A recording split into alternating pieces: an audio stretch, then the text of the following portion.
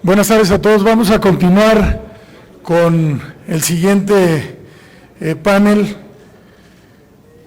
Quiero presentar con mucho agrado al señor secretario de Economía, el doctor Ildefonso Guajardo Villarreal. El señor secretario Ildefonso Guajardo cuenta con una trayectoria técnica, profesional y política única que le ha permitido conocer de primera mano las necesidades de la industria nacional e internacional. Cuenta con un doctorado en la Universidad de Pensilvania en Finanzas Públicas y Economía. Se ha desempeñado como funcionario de primer nivel en la Secretaría de Relaciones Exteriores, Secretaría de Turismo, donde fue subsecretario de Desarrollo Turístico, y la Secretaría de Comercio y Fomento Industrial.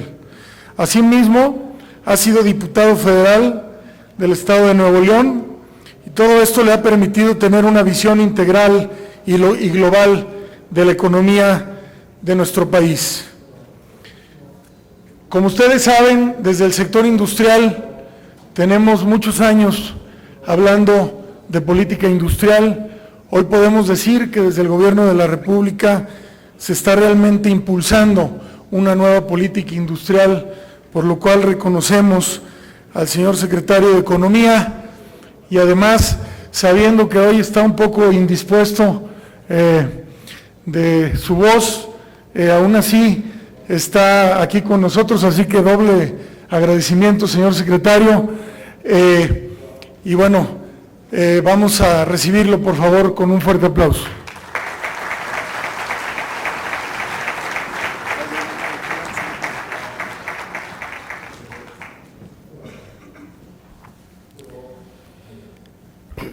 Bueno, primero me da gusto saludarlos de nuevo. La verdad que le agradezco mucho a Manuel Herrera, presidente Concamín, sus palabras de bienvenida. La verdad es que creo que el 80-85% de los que están aquí ya me conocen, y los que me conocen también saben que no soy doctor en economía, soy EBD, Everything but Dissertation, quiere decir que no presenté tesis, por eso me firmo como licenciado, y lo aclaro nada más para que luego no vaya a haber un periódico ahí mañoso que luego diga que me ando poniendo títulos que no tengo. Básicamente, esta semana pasada y este pequeño problema respiratorio que tengo es un problema muy bienvenido, porque lo compartimos en el TP01 en el viaje a G20 en Turquía, y luego a APEC, justamente en Filipinas. El señor presidente, que raras veces tiene algún padecimiento de gripa, fue el primero que lo observó, y luego cayó la canciller, y al llegar a México creí que me había salvado, pero no. Es un privilegio tener la gripa en esta ocasión, que es más peligroso cuando es al revés, cuando uno se lo pega al presidente. En este sentido no se preocupa uno tanto. Este viaje fue un viaje muy interesante, porque nos tocó escuchar los posicionamientos de los 20 líderes más importantes del mundo en Antalya, y luego llegamos justamente a Filipinas a reunirnos con las 21 economías más importantes del Asia-Pacífico, en donde el mundo recibía noticias difíciles que generaban inestabilidad profunda, sobre todo en la región de Europa. La incertidumbre que esto provoca tiene afectaciones profundas.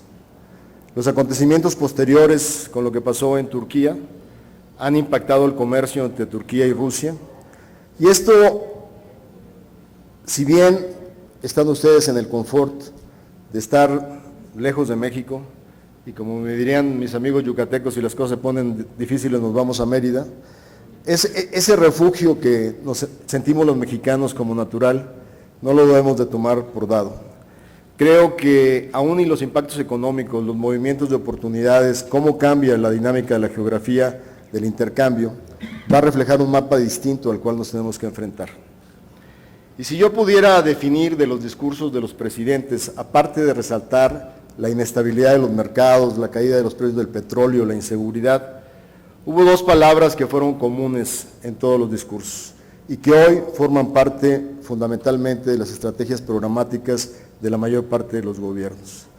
Uno de ellos es hablar, sin duda, de la inclusión de las pequeñas y medianas empresas en los procesos de integración productiva, y el otro es hablar de lo que ellos refieren como crecimiento inclusivo.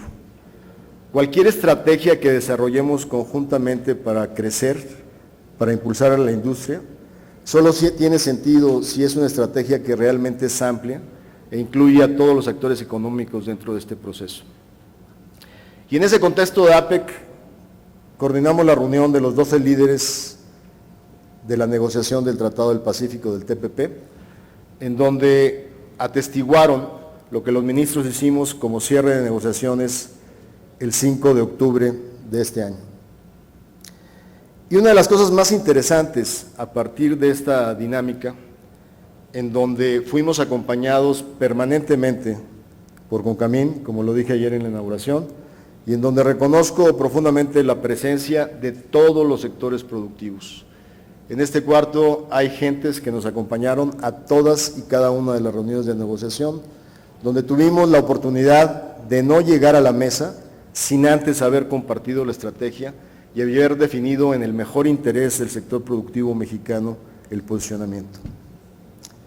Y cuando hablamos conjuntamente de nuevos esquemas, de nueva generación, de integración comercial, y hablamos cómo hoy los liderazgos más importantes del mundo se preocupan por crecimiento inclusivo y se preocupan al mismo tiempo porque ese crecimiento inclusivo comparta con las pequeñas y medianas empresas los procesos de beneficio de esa integración global, nos lleva a la reflexión de por qué creemos realmente que una política industrial saludable tiene que estar fundamentada en los ejes básicos en los cuales la Secretaría que a mí me toca el prestigio de encabezar tiene que estar en constante colaboración con ustedes. Y el primero de ellos es reconocer que si bien somos testigos de una transformación profunda en el México del siglo XXI, donde se nos transforma la naturaleza de la geografía económica y donde vemos una gran cantidad de sectores dinámicos tremendamente exitosos a partir de la apertura comercial del 94 con el Tratado de Libre Comercio de América del Norte, pero al mismo tiempo debemos reconocer, y muchos de ustedes lo recordarán porque muchos participaron en ese proceso, que fue un proceso inducido de afuera hacia adentro. En ese momento, las transformaciones que se originaron, sea en la creación de la COFECE de aquel tiempo, sea en la transformación de leyes fundamentales, sea en la creación de sistemas de normalización, fueron inducidas porque el tiempo apremiaba para tratar de ponernos al nivel de los nuevos socios comerciales. Pero es muy distinto cuando la presión viene de la apertura hacia adentro para alinear estrategias a cuando es consciente uno de preparar el terreno de adentro hacia afuera para realmente estar listos de aprovechar plenamente las oportunidades de un nuevo paradigma de integración global. Y este ejemplo es muy claro. Si bien hace 20 años hicimos esta gran apuesta por una economía abierta, la hicimos conscientes de que no liberamos la energía, de que no transformamos los mercados financieros, de que no permitimos la flexibilidad de los mercados laborales, de que las leyes de competencia que creamos entonces eran suficientemente débiles para no impedir la concentración de insumos estratégicos en los mercados que terminaron teniendo más costos para las pequeñas y medianas empresas de México. En esa conciencia es fácil entender por qué en 20 años nos ha tomado un gran esfuerzo dentro de esta visión de política de fomento, política industrial, poder ir incrementando de manera contundente la integración de valor nacional. Hoy, de acuerdo a los indicadores del INEGI, tendremos alrededor de un 32% de integración promedio, con diferencias profundas. Un sector dinámico altamente exitoso como el automotriz, con integraciones por encima del 60%, pero un sector electrónico donde nos enorgullece ser los primeros exportadores de pantallas planas, pero no aportamos más que un 6 o 8% de integración de valor. Es justamente en ese esfuerzo donde debemos de centrar, a partir de esta nueva oportunidad, cómo debemos de integrar dentro de las nuevas oportunidades de apertura de mercado precisamente la ramificación de beneficios a empresas de todos tamaños y en todas las regiones de la República Mexicana. En ese contexto, déjenme darles un solo ejemplo. Acabo de acompañar una Cámara integrada a la Confederación, a la Cámara de la Industria Química, a su asamblea anual. Y es el mejor ejemplo que podemos encontrar. Hace 20 años los llevamos a la fiesta, pero oh sorpresa, les dijimos que la fiesta iban a tener que ir descalzos, sin zapatos para bailar, porque no le liberamos la petroquímica básica. ¿Y qué fue lo que pasó en los últimos 30 años? La demanda nacional por petroquímica estaba siendo satisfecha en más de un 80% por importaciones, porque no teníamos elementos para competir con acceso a una molécula, y ni siquiera acceso, olvídense del precio, para poder generar los incentivos del desarrollo y la expansión de los petroquímicos y los químicos en México. De esa manera, lo que finalmente encuentra la industria química es que haber tenido una apertura económica como la que tuvimos, sí le facilitó los procesos de integración de insumos globales, pero no generó la riqueza potencial que esa industria pudo haber generado en México. El hecho que en este momento hayamos partido primero de reformas que emparejen el terreno de juego, le permite hoy a la industria petroquímica, frente al reto de tener una nueva integración del siglo XXI con el Tratado del Pacífico, poder tener acceso a energías suficientes y competitivas que son fundamentales en el inicio de la cadena de valor de plásticos, de textiles, de fertilizantes, en donde sin duda tendrán condiciones muy diferentes para poder aprovechar una apertura de esta naturaleza. Cuando se diseña la política industrial y se hacen esfuerzos como los que hemos hecho con Camín y con Index, para poder generar a partir de empresas tractoras, con todos los instrumentos disponibles en el sector público, para integrar el brazo financiero, el brazo de la innovación, el brazo del desarrollo de capital humano, poderlos integrar conjuntamente a ese desarrollo de proveedores potenciales, tenemos que estar conscientes que sin duda los nuevos tratados deben de considerar la defensa de la planta productiva nacional. ¿Y a qué me refiero con esto? Con la firma del TPP, en su momento, que será en el mes de febrero, estamos introduciendo capítulos que ahora México los considera como defensivos. Por darles un ejemplo, hay un gran temor, y aquí están mis compañeros que me acompañaron en la negociación de la Cámara de Industria Textil, de que Vietnam o Malasia pudieran utilizar estrategias no demasiado apropiadas para competir en el mercado mexicano, utilizando a sus empresas del Estado en este contexto. Bueno, afortunadamente este tratado por primera vez incluye un capítulo que regula la competencia de las empresas propiedad del Estado en la economía de mercado. Y ese es un capítulo que es antídoto, incluso previo a utilizar lo que la Ley de Comercio Exterior nos habilita, que es la Ley de Prácticas Comerciales Internacionales. En ese sentido, ya para México, con una economía bastante liberalizada, nos sirve como una estrategia defensiva para que la planta productiva nacional no sea sujeta a condiciones de competencia desleal con los socios comerciales. En el mismo sentido, recordarán que NAFTA tenía el capítulo laboral y el capítulo ambiental fuera del tratado, no sujeto a las mismas condiciones de controversia comercial. Hoy el TPP los incluye y tiene dos impactos directos. Una vez más, temor de industrias sensibles nacionales contra competencia desleal de países de Asia que estén incorporados en TPP, nos garantiza que si hay una industria textil que esté utilizando violación a derechos laborales, instalaciones que no cumplen condiciones mínimas de seguridad de las personas, pueden generar un caso y pueden llevarlo a un comité de controversias para frenar la exportación de bienes que no cumplen en ese país con sus condiciones laborales. Son temas que hace 20 años eran defensivos en nuestro caso, justamente por el tipo de asociación que integró en NAFTA. Hoy son temas que se convierten en ofensivos para poder proteger a la industria nacional. Lo que estoy compartiendo con ustedes es que hablar de una política industrial del siglo XXI no se refiere solo a una línea de acción específica como la que estamos integrando gracias a esta propuesta, donde sumamos esfuerzos para poder establecer cadenas de valor, el grupo de alto nivel que hoy se va a proponer y nos comprometeremos con Concamín, como es el caso de desarrollo capital humano, como es el caso de los trabajos en el grupo intersecretarial de innovación, pero también tiene que ver con muchas de las acciones que tenemos que operar en el comercio internacional. Ninguna de ellas es en aislamiento, Todas tienen que ser enfocadas a una misma visión. Y en este contexto, hablando de otro de los grupos de alto nivel que nos toca encabezar en Secretaría de Economía, el de competitividad, les doy ejemplos de cómo de los 5 principales objetivos de esta entidad que con orgullo represento, todos ellos se ligan directamente con la política industrial. El primero, indiscutible, fomento de la actividad económica basada en 2 pilares, encadenamientos de valor e innovación. Innovación es el ingrediente fundamental en el desarrollo de la manufactura del siglo XXI. El segundo, un comercio exterior consciente del desarrollo de las capacidades productivas de un país con la promoción de inversión nacional e extranjera para poder llenar aquellos vacíos en las cadenas de valor que tenemos que ser estratégicos para complementar.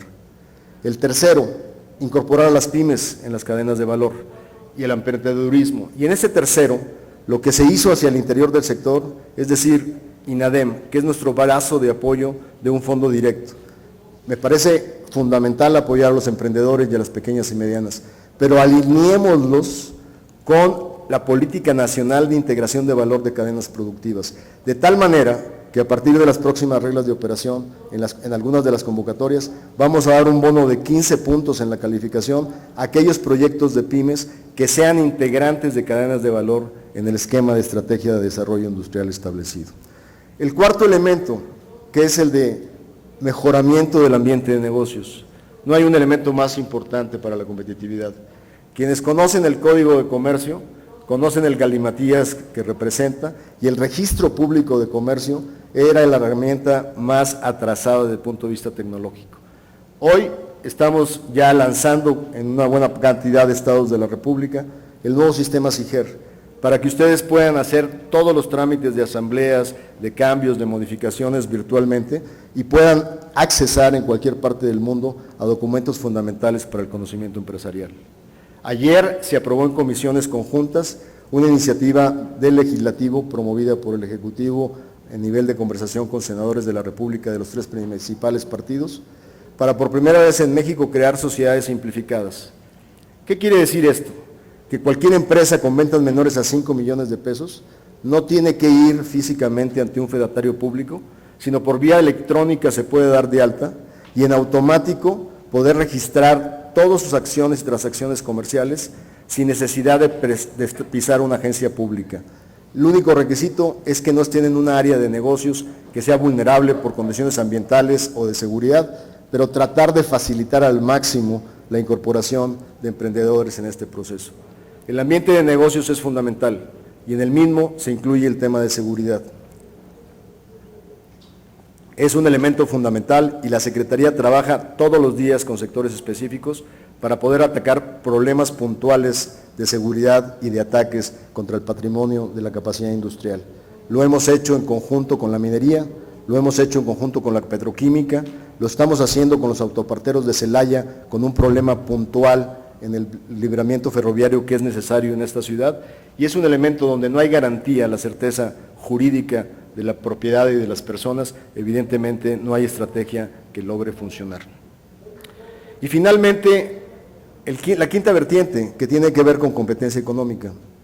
Si nosotros no garantizamos que ustedes mantengan un acceso competitivo a insumos estratégicos, una vez más será muy difícil que pequeñas y medianas empresas de México puedan competir globalmente. En esto, como seguramente ya lo comentó el secretario de Hacienda en esta mañana, ayer tomamos una serie de acuerdos en el Comité Nacional de Productividad que tiene una gran ventaja y hay que reconocerlo. Ustedes recordarán, empresarios que tienen muchos años trabajando en sus líneas de operación, era muy difícil para el secretario de Economía capturar la atención del secretario de Hacienda en temas de política industrial específica. Sentar a los antecesores de Videgaray para decirles, a ver, nos están partiendo nuestra calabaza en partes en el sector textil porque hay corrupción, porque están dejando entrar así y así, era muy difícil. Hoy, a través del Comité Nacional de Productividad, llevamos los casos específicos, los temas concretos, y seguramente ya les compartió los grandes logros que conjuntamente Economía y Hacienda hemos tenido en el sector textil, en el sector automotriz, en el sector calzado, con cifras que ahí están constatando justamente el resultado. Al fin del día, como los he dicho desde el primer día, la RAI del 2013, la política industrial no es otra cosa más que simplemente seguir la instrucción del presidente de la República, Enrique Peña Nieto. Hay que establecer un diálogo franco, abierto, con oídos muy grandes para escuchar aquellos elementos que generan cuellos de botella para que sectores específicos puedan desarrollarse.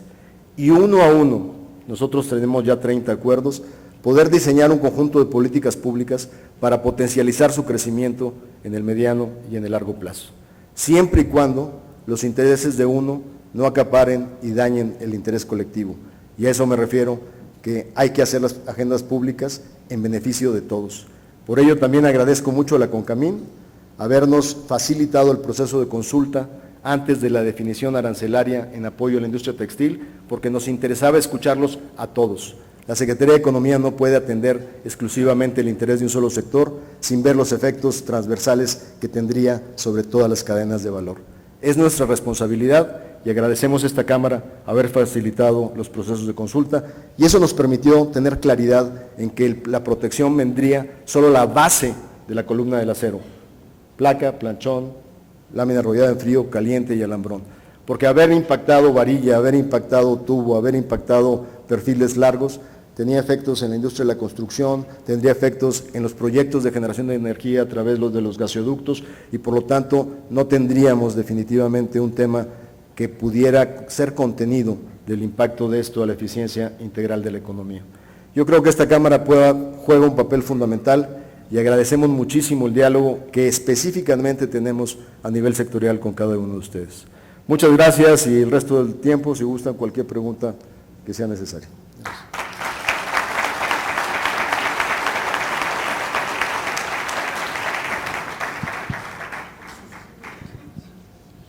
Muchas gracias, señor secretario.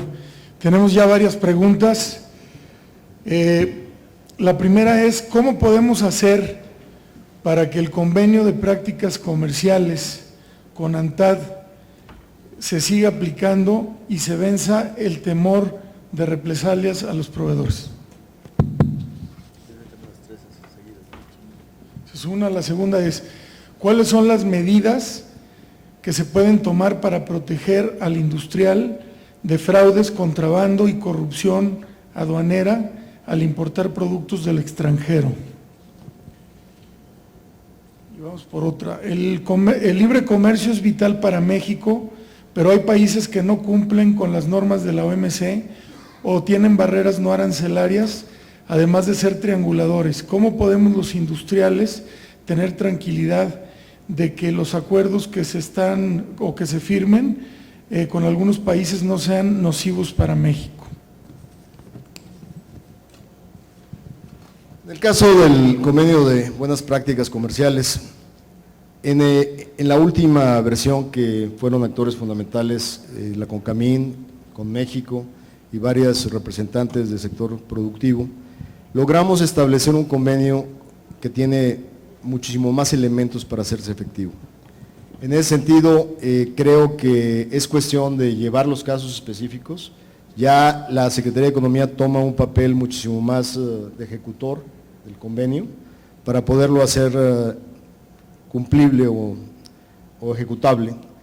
Ahora, la ventaja que tenemos en este momento es que cualquier violación que esté ocurriendo, hoy la COFECE tiene la responsabilidad de llevarla de oficio y podemos ser facilitadores de un proceso de esa naturaleza.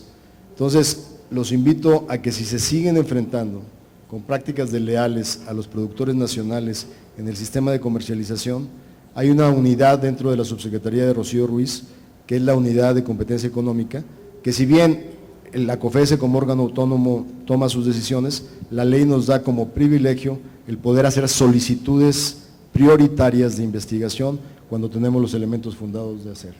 Así es que si el convenio por alguna razón no está funcionando, entonces existe la posibilidad de ir por una verdadera proceso de investigación y de sanción con la Comisión Federal de Competencia, y la Secretaría de Economía está en la mejor posibilidad de apoyarlos. En el caso específico de las medidas contra el contrabando, comentaba que afortunadamente, gracias a la interacción que hemos tenido en el Comité Nacional de Productividad, donde está el sector académico, el sector sindical, el sector empresarial y el gobierno con todas sus áreas de representación, En ese esquema hemos construido agendas de trabajo muy específicas. Una de ellas fue la que hicimos con el sector textil y del calzado. Sin duda, tuvo un impacto inmediato, hubo reducciones importantísimas de subvaluación o contrabando técnico. En el caso del calzado, bajó en 200 millones de pares la importación subfacturada, y incluso en mis conversaciones con amigos del sector, por primera vez estaban renovando maquinaria, hay crecimiento en el sector de manera importante, el sector calzado está creciendo por encima del 6%. Sin embargo, como toda estrategia, una vez que se determinan las acciones a seguir en cuanto a padrón de exportadores, persecución de aquellos que detectamos que artificialmente estaban haciendo importaciones subfacturadas, obviamente hay dos elementos faltantes. El procedimiento final de la Procuraduría para que haya responsabilidades penales contra los infractores y que se siente un precedente claro de que hay obviamente un tema de donde no se solventa el incumplimiento con la ley, y el otro tiene que ser con volver a revisar la efectividad que tuvo durante todo este año y medio la medida para poder establecer un ajuste fino en donde creemos que esté aflojándose en algún momento determinado. Con los compañeros de la industria textil estamos viendo justamente ese tema, porque tuvo una gran resultado y todavía lo tiene, pero hay elementos que tenemos que afinar, porque cuando uno determina una acción preventiva, siempre el bandido inventa una manera de sacarle la vuelta y hay que estar adelante de ese tipo de decisiones. Y finalmente, el tema del libre comercio de países que no cumplen con las condiciones de la OMC. La Organización Mundial del Comercio, sin duda, es una organización que está pasando por momentos difíciles. En términos del comercio multilateral, la ronda de Doha, que va a su reunión 10ª ministerial, no ha podido concluir y será lo más importante que logremos para la reunión próxima, el acuerdo de facilitación que fue acordado en Bali y que ya todos los países los tenemos en proceso de aprobación. Un acuerdo de facilitación de comercio que puede implicar ahorros hasta un 15% en términos del costo del comercio internacional. Sin embargo, un valor que no podemos perder es que los tribunales de OMC han sido efectivos, no inmediatos, toma su tiempo, pero contundentes.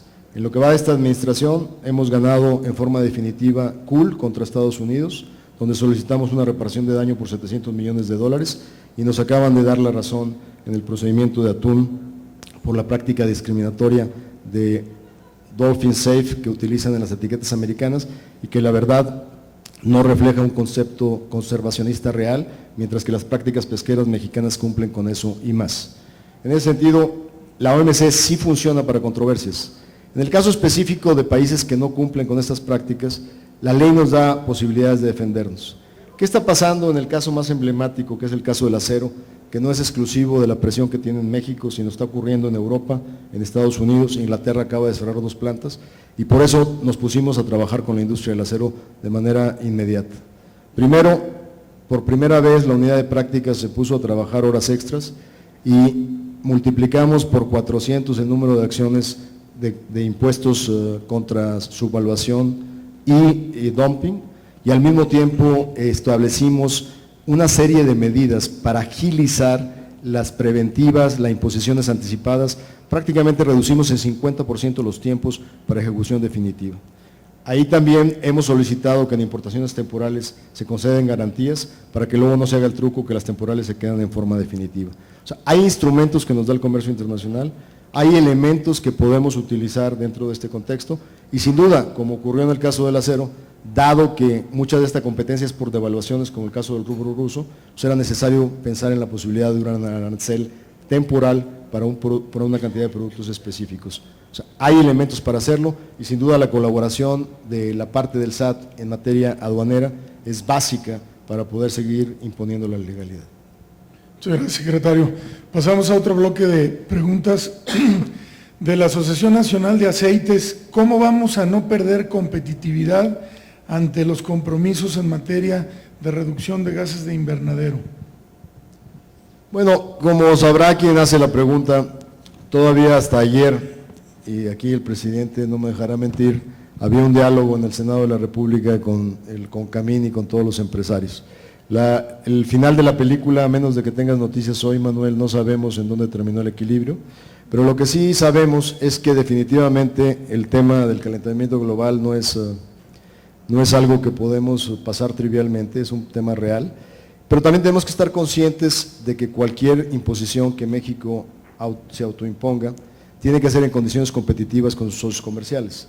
O sea, no podemos ser más papistas que el Papa, porque entonces se traducirá en un esquema de competencia que no necesariamente es favorable para la competitividad de los productos mexicanos. Entonces yo espero que el acuerdo final que se encuentre para la aprobación del Senado prácticamente conlleve esta, no sé si tengas noticias de última hora, yo me quedé con que anoche habían terminado sin ningún acuerdo. Sí, todavía se está discutiendo en el Senado este tema, entonces esperamos que para el lunes o martes estén ya tomándose decisiones y bueno, ahí están los equipos de Concamín también muy al pendientes del tema, les comentamos. Bien, otra pregunta, de acuerdo al INEGI, el valor agregado de las exportaciones de las manufacturas globales es del 12.4%. ¿En cuánto podría contribuir para incrementar esto el TPP? Yo les diría que la manera como está construido este tratado es, primero, a diferencia de NAFTA, incluye específicamente un capítulo de pequeñas y medianas empresas. Segundo, un elemento clarísimo que diferenció la negociación fue que el equipo negociador mexicano puso como objetivo prioritario el fortalecimiento de las reglas de origen o de contenido regional. No sé si ustedes siguieron las negociaciones, hubo un intento de cierre antes de Atlanta en Hawái, prácticamente quedaban 3 temas pendientes, pero nos salieron con la novedad de que Japón y Estados Unidos habían llegado a un arreglo bilateral en reglas de origen en el sector industria automotriz, similar al que tenía Estados Unidos con Corea, de un 30%. Para México fue inaceptable y tronamos la negociación.